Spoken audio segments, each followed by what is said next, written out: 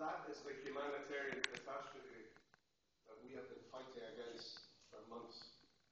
Now, we had a meeting when I was in Baghdad in April with Ambassador Jeffrey and Ambassador Butler, and we were told that Ambassador Butler had a plan for displacement of the Ashraf people inside Iraq to a former US military base. And we said to him, this would be an invitation to murder, an invitation to a humanitarian catastrophe. But he was determined that he was getting his orders from the State Department, and we had 3 months of our resources completely focused on fighting against this mad plan of displacement inside Iraq. And finally, only when the Speaker of the Iraqi Parliament, al-Najafi, came in July to address the Foreign Affairs Committee of the European Parliament and said publicly, displacement of the Ashraf residents inside Iraq is out of the question. Only then did we see sense from the State Department, and it was Ambassador Butler himself who was internally displaced. He lost his job and was replaced, and now we are told that there is no question of internal displacement, but it cost us 3 precious months when we are working against this crazy deadline of 31st December this year for emptying Camp Ashraf. Now, I was asked by Ad Melkert, who was the UNAMI representative in Iraq at that time when I was there in April, if I would speak to the leadership of the NCRI in Paris. And whenever I returned, I went straight to Paris, had meetings with Mrs. Rajavi and Mr. Mahadassan and the rest of the leadership for 5 hours until we brokered a negotiated settlement which the people of Ashraf, the leadership there, accepted. And this was the resettlement of the 3,400 people in the 27 countries of the European Union and to any other friendly countries outside of Europe that would take them.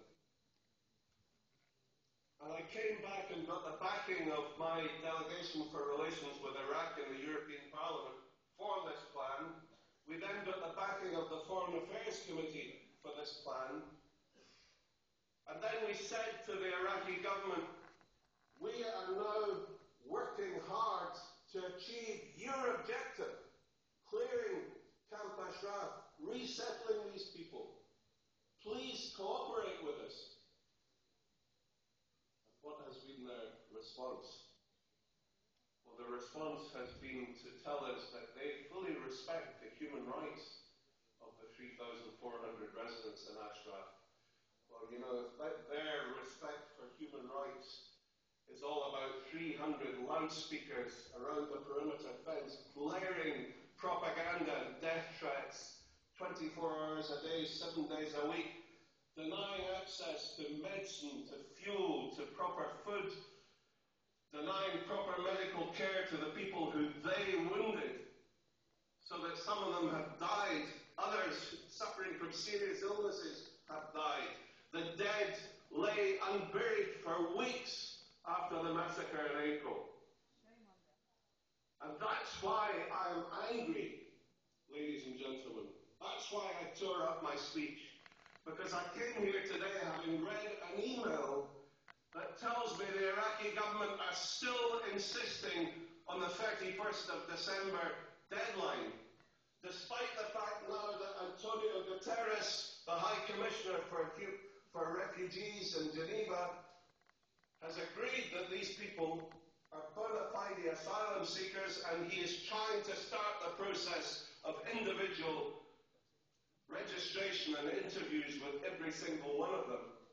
But that process requires the cooperation of the Iraqi government, and they are putting every obstacle in his way, trying to delay the process of interviews, trying to insist that the people are not interviewed in or near Camp Ashraf, but should be taken to Baghdad for interviewing, and then saying they will not guarantee their safe return to Ashraf. This really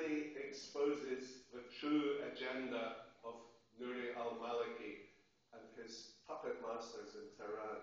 They have no intention of us achieving the deadline of 31st December, or even any later deadline that we might manage to set.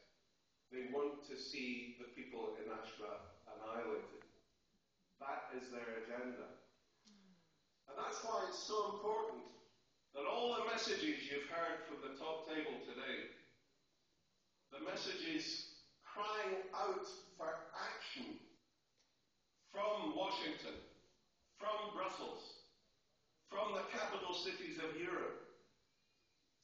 That's why every politician in this room has got to go out from here and spread this message fast. The clock is ticking towards midnight, ladies and gentlemen.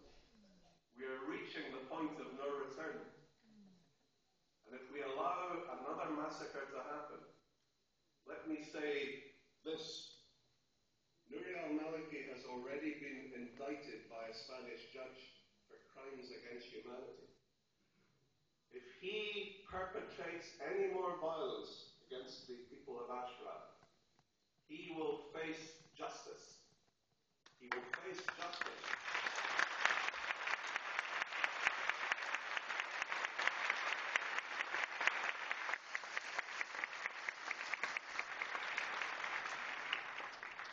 Now, people try to tell me that the MEK has no support inside Iran. You know, I hear all these ridiculous comments when I go to visit the State Department in Washington, even in Geneva. I have had similar experiences to Judge McCasey and heard all these silly arguments when we are facing a potential catastrophe, another bloody massacre of innocent, unarmed civilians. And yet people still want to talk to me about, why do you support the MEK? They have no support inside Iran. Well, let me ask them, how do they know they have no support inside Iran? Has somebody gone there and taken an opinion poll? If you stand up in Iran and say, I support the MEK, you will immediately be arrested, tortured, and executed. It's a statutory offence on the constitution of Iran to support the MEK, which carries a mandatory death penalty. How ludicrous for people to make this accusation. And I always reply to them. The Iranian diaspora, who can get together in Paris every year for the annual rally in their tens of thousands, over 100,000 this year, all of them have families in Iran. And if you count all of their supporters and their families in Iran, they must number millions. They, not Musavi or Karabi, are the real opposition. They are the people who should run Iran, and this is the government.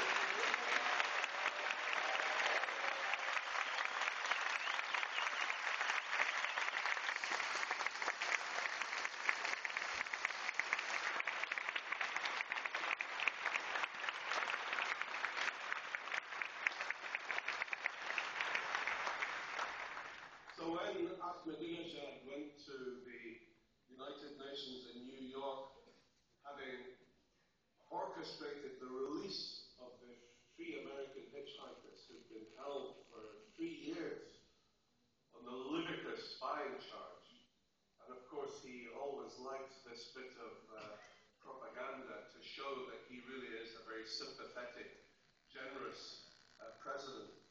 At the same time, back in Iran, they were hanging a 17-year-old boy who was screaming for his mother and crying for mercy.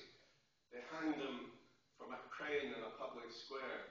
In September, 3 teenagers were hanged. Over 100 people were executed in September. 300 more have now been moved to death row, sentenced to death, their executions imminent. Most of them students and young people arrested during the uprisings.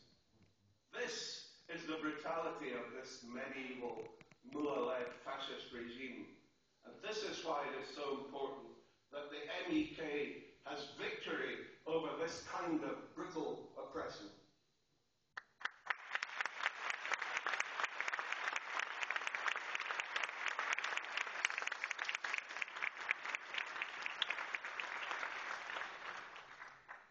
ladies and gentlemen, if Syria and the Assad regime, which the Iranian mullahs tied themselves in knots because one minute they were supporting Assad and his oppressive dictatorship, and the next minute they were welcoming the uprisings in all the other neighboring countries in the Arab Spring, while they were simultaneously sponsoring an uprising in parts of Saudi Arabia. So, what you heard this afternoon about the world ignoring the uprising inside Iran, where many people have been killed, where many more are facing execution because of the brave part they took, taking to the streets and protesting against the most evil regime in the world today, and yet the West remains silent. Well, I condemn that silence, and if the West continues to remain silent as the clock ticks towards midnight for the people of Ashraf, then we will hold our heads in shame. I congratulate Baroness Ashton for appointing Jean de Ruyt as a special envoy with responsibility for Ashraf. But that is not enough. We need action from Washington, we need action from the governments of the European Union. If every country in Europe took 100 of the people from Ashraf, the situation would be resolved overnight. So stop sitting there, governments of Europe. Stop sitting there, President Obama. Get your fingers out and do something to help these people.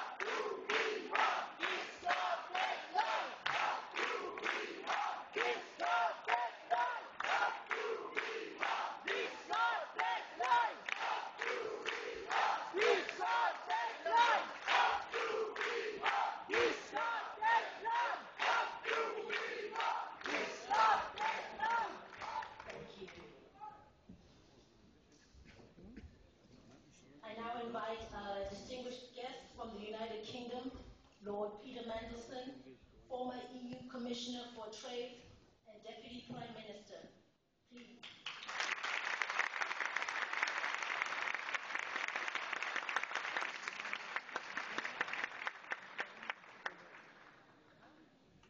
Friends, Madam Rajabi, I cannot begin to equal the knowledge and the commitment and the work that has been done by my friend, John Stevenson, who has displayed the most remarkable commitment and energy, and I congratulate him for that.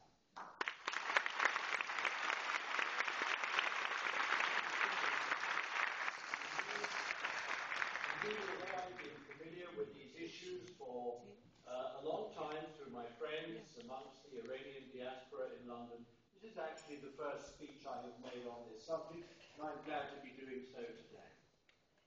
As time passes, 74 days left, towards the Iraqi government's unilateral deadline at the end of this year, all of us, and I mean all of us in Europe, have a responsibility to say where we stand on this issue and with the people of Camp Ashraf, and that we must stand up, argue and act on behalf of